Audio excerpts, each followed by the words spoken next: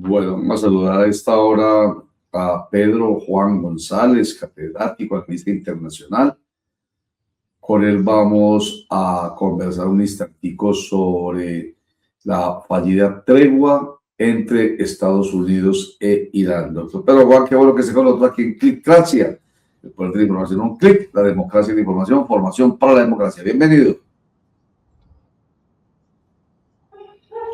Un muy afectuoso saludo, apreciado Roger, para ti y para todos los amigos de Clickracia. Efectivamente, estamos ante una situación que nos llena de expectativa. Alguien dirá que de esperanza. Un proceso de negociación no es fácil y de todas maneras es importante que, como siempre, hagamos una pequeña contextualización, apreciado Roger, si me lo permites. Porque sí, como lo mencionaste muy claro, en este tipo de cosas hay que partir como de unas cosas básicas. Lo primero es que cuando se negocia, cuando no se puede ganar. Ahora bien, ¿quiénes negocian? ¿Los enemigos?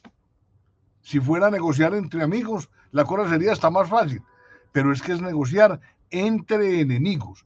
Y para poder negociar, sentarse en una mesa, deponer los espíritus, hay que partir de la construcción de unos mínimos de confianza.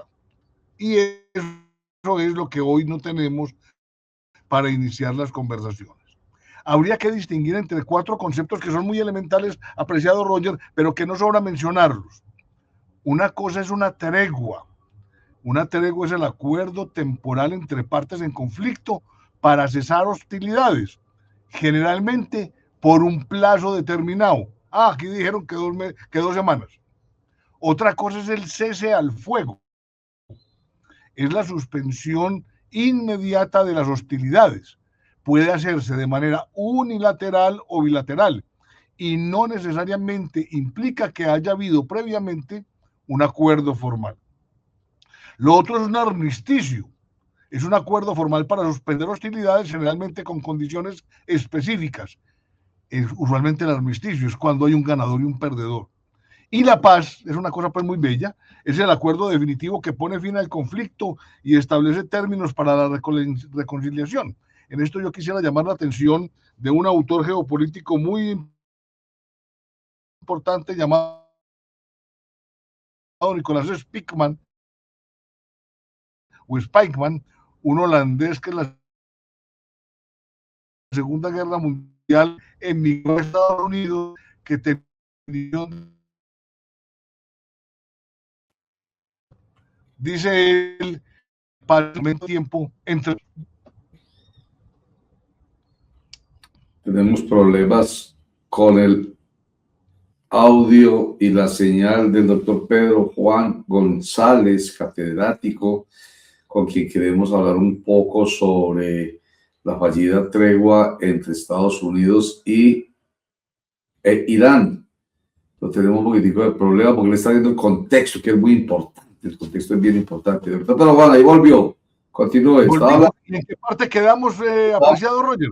Está hablando del holandés Spijkman. Exacto. Así, afortunadamente habíamos podido hablar de los 4 conceptos de tregua, cese al fuego, armisticio y paz, ¿cierto? Definía este señor Spijkman, holandés, que emigró a Estados Unidos en la Segunda Guerra Mundial, que la paz era el momento de tiempo entre 2 guerras. O sea, quedaba como por natural, como por obvio, que el estado normal entre los humanos era el conflicto, y esa cosa sí es muy complicada.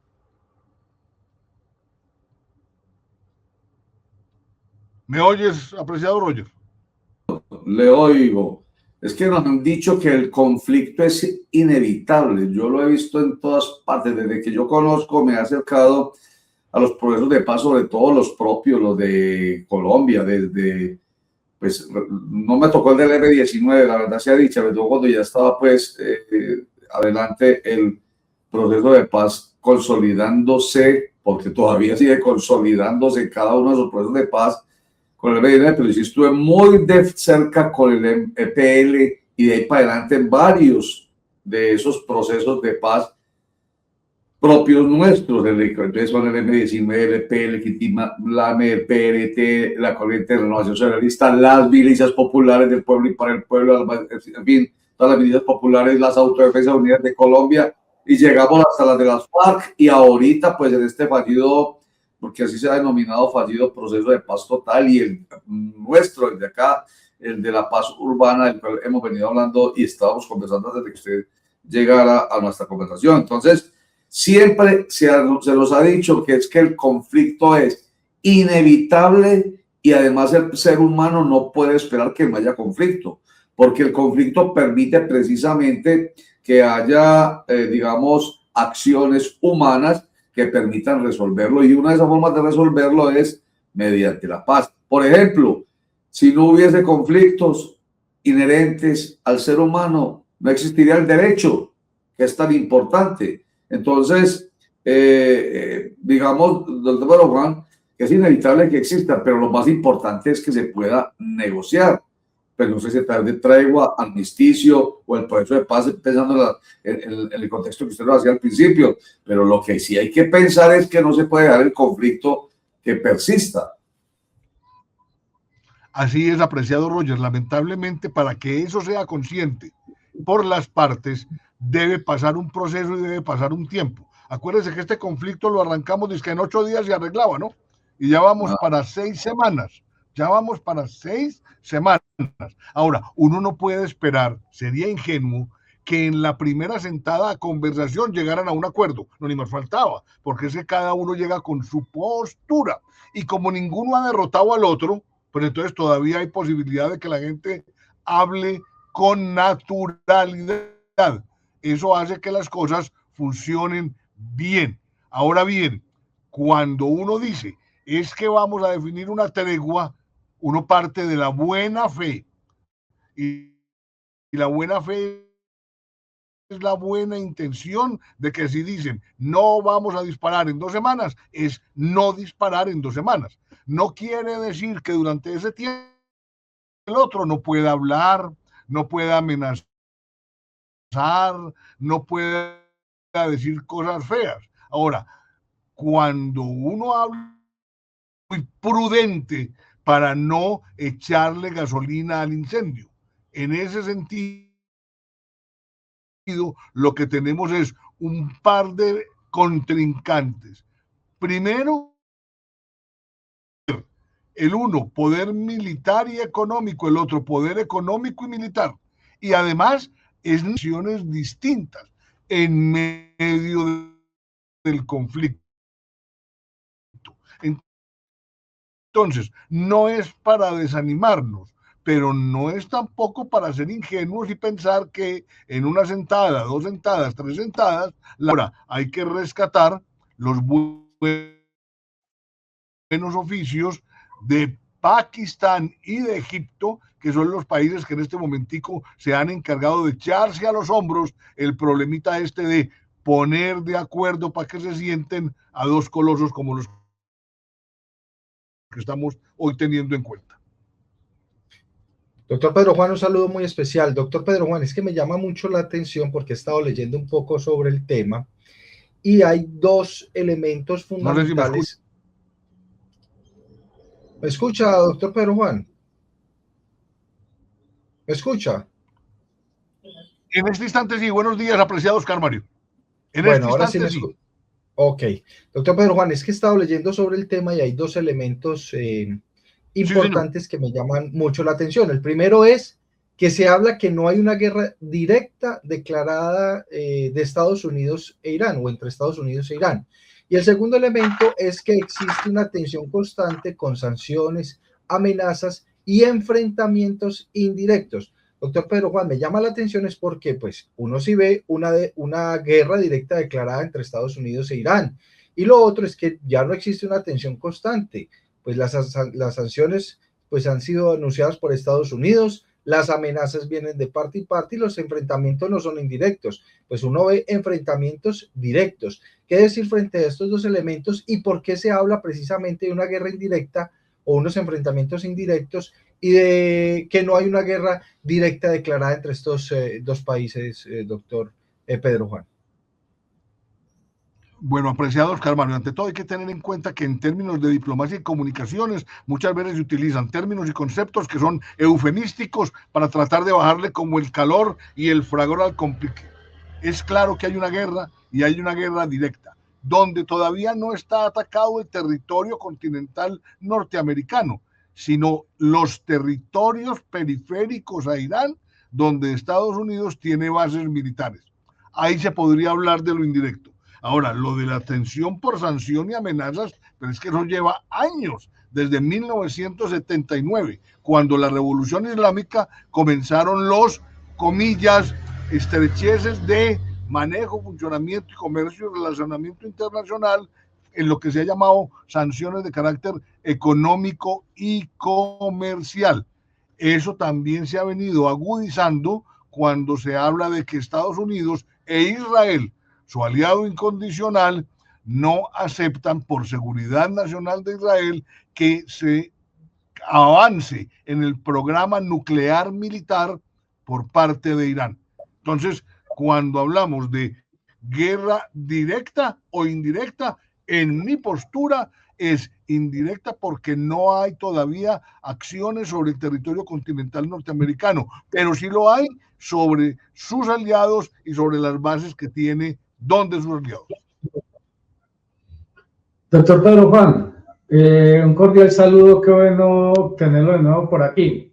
Teniendo en cuenta una premisa según la cual en la guerra lo importante es mentir y la mentira de alguna manera te da la posibilidad de ganar, por lo menos en el escenario mediático, ¿qué tan cierto y qué tan mentirosos son Trump y el gobierno y el régimen iraní frente a su capacidad bélica? Es decir, Trump amenaza con destruir y arrasar Irán en 2 días, mientras que Irán dice que va a desatar la ira de Dios y que los norteamericanos y los israelíes van a sufrir eso, de acuerdo con su arsenal y con la capacidad bélica que ellos tienen. Digamos, en el panorama real, ¿cuál es el escenario real sobre esta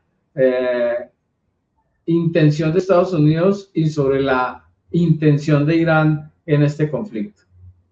Apreciado Javier, muy buenos días, un placer saludarte siempre. Es bueno tener en cuenta lo siguiente, yo no sé jugar póker ni cosas de esas, pero sí entiendo lo que es cañar, y cañar es simular ante el adversario que tengo el juego ganado, aun cuando yo sepa que lo tengo perdido. Y entonces yo no cambio de expresión, no me cambia la mirada, no me cambia la respiración, no se me ponen colorados los cachetes y no, yo sigo tranquilo. Eso se llama en términos militares una actitud hierática, como la hacían y la definían los romanos. Entonces es cañar. Ahora, es claro que yo puedo acabar con ese conflicto en media hora. No, pues despliegue el arsenal atómico y dispárelo. Pero acabamos con todo, ¿cierto? Entonces es utilizar la fuerza como disuasión, sin emplearla a fondo. Ahora, es claro que nadie sabe exactamente cuál es el arsenal del otro. Nadie lo sabe y nadie tiene por qué decirlo. Es que yo tengo tantas bombas, tantos soldados, tantos satélites. No, yo juego mi juego y de alguna manera lo que espero es que el otro se debilite o se distraiga para yo poder seguir empleando disuasivamente, utilizando mis recursos, la fuerza para que el otro se doblegue y empecemos ahí así a negociar. Una cosa es negociar sin haber tenido desequilibrios y otra cosa es cuando ya uno tiene ventaja sobre el otro. Doctor Pedro Juan, muy buenos días, gracias por acompañarnos, un placer tenerlo aquí. Sobre este mismo tema que planteaba Javier, quiero decir algo antes de hacerme mi pregunta. Y uno lee por ahí las publicaciones y se dice que Donald Trump ha derrotado a Irán como 17 veces, porque todos los días lo derrotan. Y me encontré un meme que me causó mucha gracia, donde apareció una fotografía de Donald Trump diciendo que si Irán no abría el estrecho de Hormuz en 2 días, se vería en la obligación de darle 15 días más. Es decir, están cañando, pero pero eso se volvió como hasta chistoso porque ya no sabemos a quién creerle. Pero yo quiero hablar sobre otro tema que aquí hemos planteado antes, doctor, y es esas facultades que se autoda Estados Unidos para atacar a quien le dé la gana. Entonces resulta que Israel y Estados Unidos atacan a Irán que porque de pronto los atacan, las famosas guerras preventivas. Y entonces que porque está desarrollando ojivas nucleares y toda la cosa, cuando estos dos señores, Netanyahu y Donald Trump, tienen armas nucleares. Es decir, todo el mundo puede tener armas menos estos, solo nosotros dos. O mejor dicho, solo nosotros dos podemos tener armas nucleares y los demás no. Y tenemos derecho a atacarlos y a atacar a civiles. Y ahora está pidiendo Israel que no ataquen los civiles, que condenen, que la ONU condene a Irán cuando ellos fueron los que comenzaron todo. ¿Cómo se entiende esto y dónde está la ONU? ¿Para qué sirve?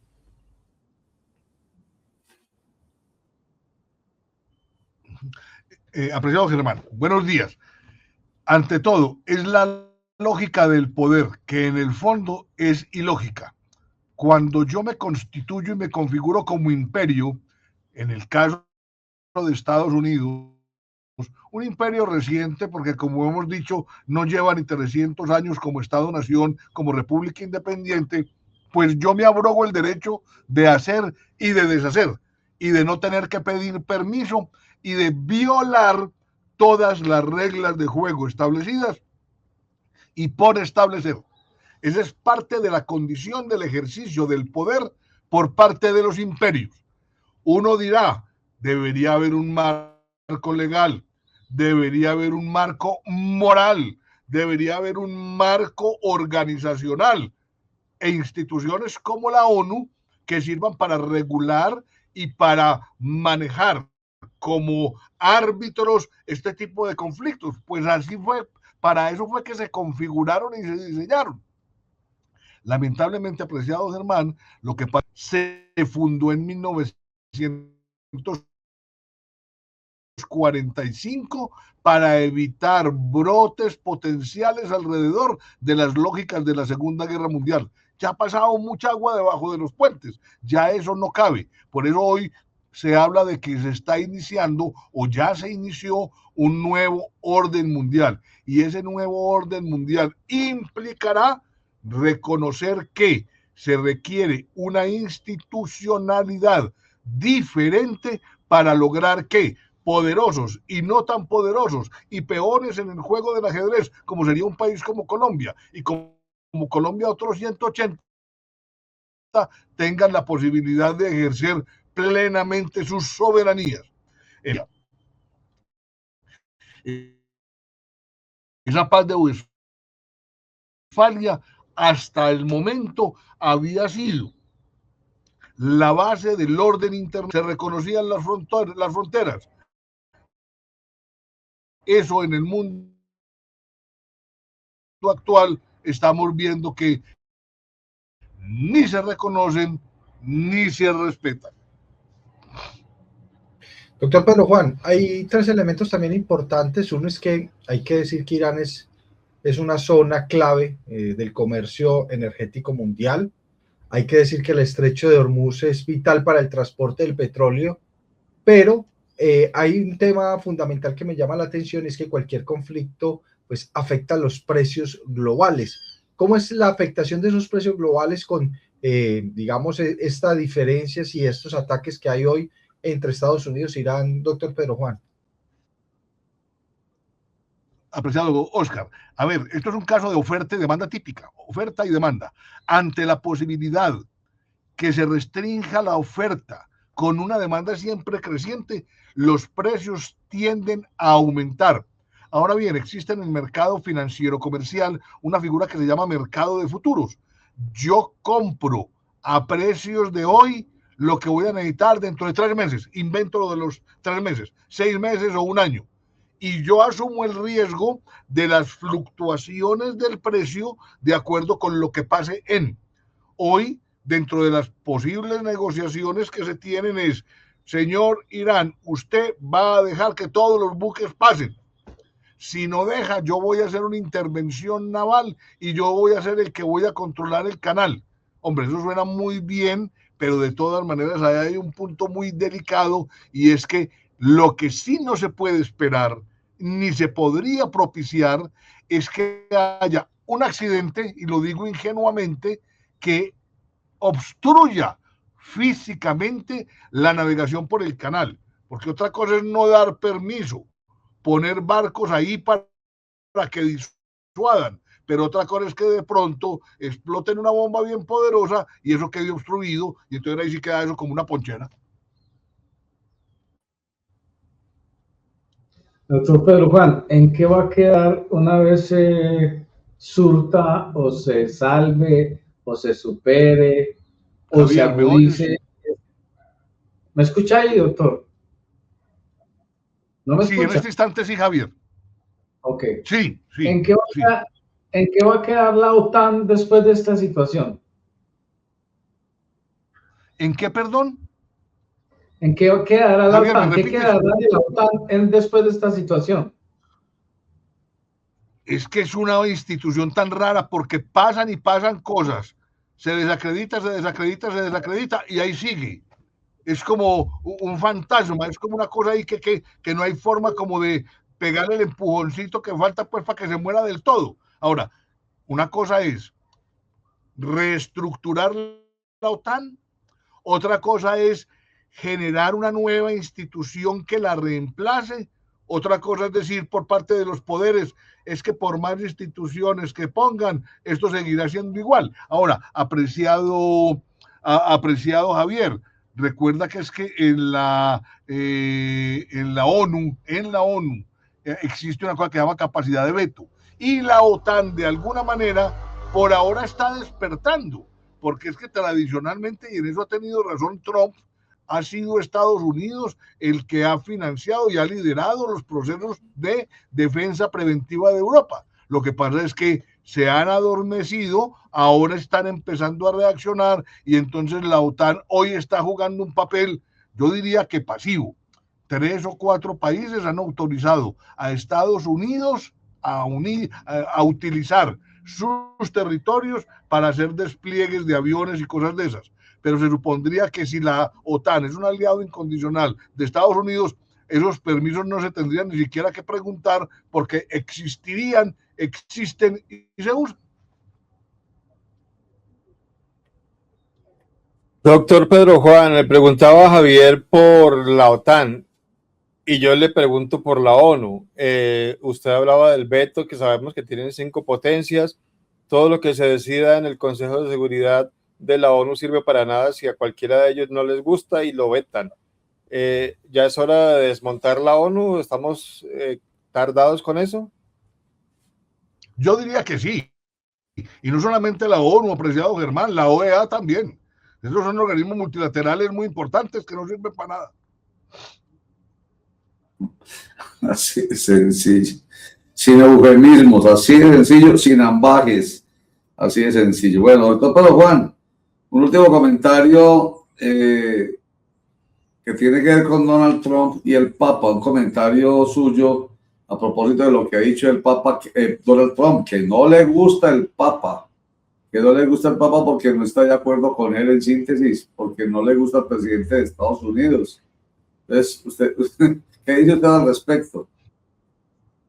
Pues, apreciado Roger, el sumo pontífice, dentro de sus obligaciones, dentro de su forma de pensar, de ser y de actuar, debe propugnar por buscar que se apacigüen los espíritus y que haya verdaderas voluntades de paz.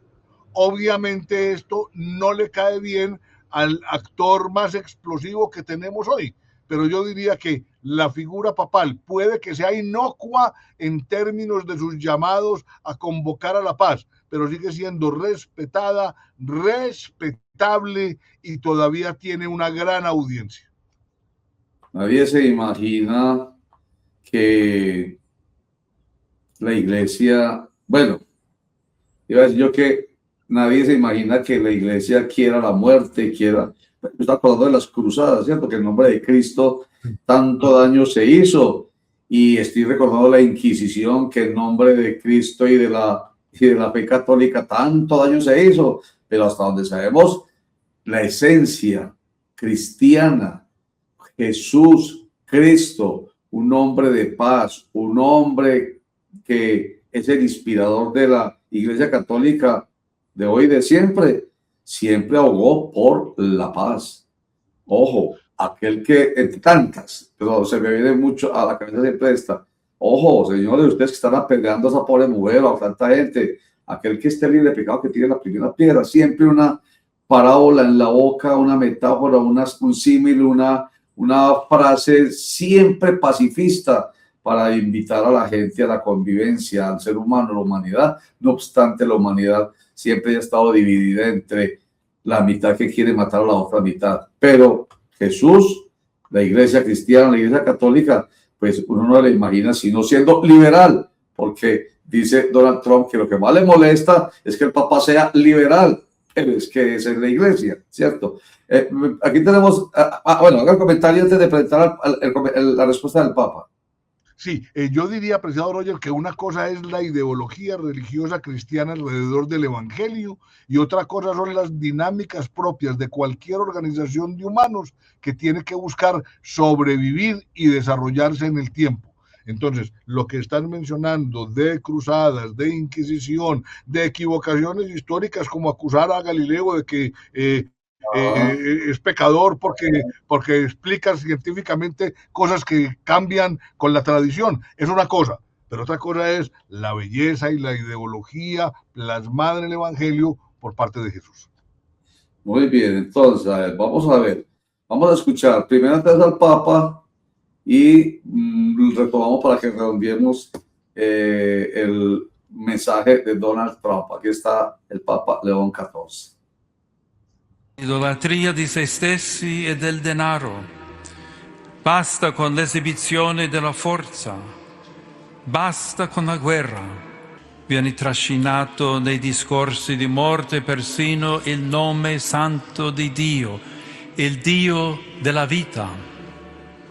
Scompare allora un mondo di fratelli e sorelle con un solo Padre nei cieli e come in un incubo notturno la realtà si popola di nemici. Ovunque si avvertono minacce, invece di chiamate all'ascolto e all'incontro. Fratelli e sorelle, chi prega ha coscienza del proprio limite, non uccide e non minaccia la morte. Invece alla morte è asservito chi ha voluto le spalle al Dio vivente, per fare di se stesso e del proprio potere l'idolo muto, cieco e sordo, cui sacrificare ogni valore e pretendere che il mondo intero pieghi il ginocchio. Basta con l'idolatria di se stessi e del denaro. Basta con l'esibizione della forza. Basta con la guerra. Pues, ¿qué más podemos esperar que diga el Papa? ¿Qué más puede esperar? Y rápidamente, para que haga el último comentario usted, veamos el post de Donald Trump casi clarito. El Papa Leo es débil en materia de delincuencia y pésimo en política exterior. Habla de miedo a la administración Trump, pero no menciona el miedo que la Iglesia Católica y todas las demás organizaciones cristianas sintieron durante la pandemia, cuando arrestaban a sacerdotes, ministros y a todo el mundo por celebrar misas, incluso al aire libre y manteniendo la distancia de seguridad. Me cae mucho mejor su hermano Luis que él, porque Luis es un auténtico seguidor de MAGA. Recordemos que MAGA es ese movimiento que lo acompaña. Mejor dicho, síntesis, ya lo dijimos pues, para no leer todo el documento. El Papa no es un político, le está haciendo mucho daño y lo que es más importante, le está haciendo daño a la Iglesia Católica, dice el presidente Donald Trump. Remate usted, doctor Pedro Juan González. Pues no se puede esperar nada más del señor Trump, apreciado Roger, es que él simplemente lo que no está conmigo está contra mí y yo soy el centro del mundo. Entonces ahí pues cualquiera que diga que está haciendo frío y él tiene un poquito de calor, pues es enemigo y así la cosa es muy compleja. Ahora, recordemos que no sobra decirlo, los poderes son finitos, no hay nada eterno en el mundo. a este señor, ya le quedan 2 años y medio de su mandato y ahora en noviembre tiene una prueba de fuego enorme que son las elecciones. Exactamente, las elecciones, y a propósito de ese movimiento MAGA y de algunos republicanos que ya incluso en un porcentaje alto de más del 60% no están muy contentos con las acciones que está adoptando el presidente de Estados Unidos, Donald Trump, y esa enmienda 25 creo que eso podemos hablar en estos días, doctor Pedro Juan González, es la enmienda, el impeachment, ¿cómo se llama? Esa de que el Congreso podría tranquilamente quitarle la investidura al presidente. Tal cual, cuando usted viola o traspasa o supera los límites de ley, el Congreso tiene la posibilidad de hacer control político y quitarle el poder. Ya, así es sencillo. Pero hablamos de eso después. Doctor Pedro Juan González, catedrático y analista internacional, como siempre, muy claro, nos da mucha claridad precisamente porque de eso se trata, ayudar a entender a la gente, para que no especulen. Si hay buena información y buen análisis, como el que usted nos permite, la gente no tiene la oportunidad de ser manipulada, porque la especulación permite que haya manipulación. Muchísimas gracias. Un fuerte abrazo y una muy buena semana. Muchas gracias, Pedro Juan González, catedrático y analista internacional.